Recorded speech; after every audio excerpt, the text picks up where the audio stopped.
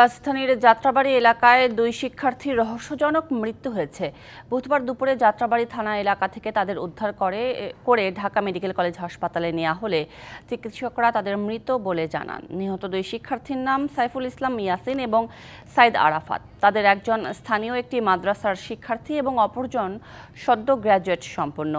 হাসপাতালের জরুরি বিভাগের সামনে নিহতদের স্বজনরা জানান, কোনো কারণ ছাড়াই তাদের হত্যা করা হয়েছে। সুষ্ঠু তদন্ত করে দায়ীদের বিচারের দাবি জানান তারা।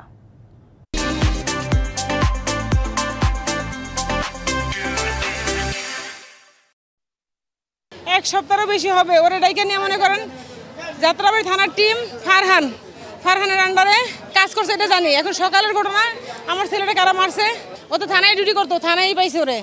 ও যারা এখন আজকে ডিউটি করতেছে ওরা আর আগে ছিল না।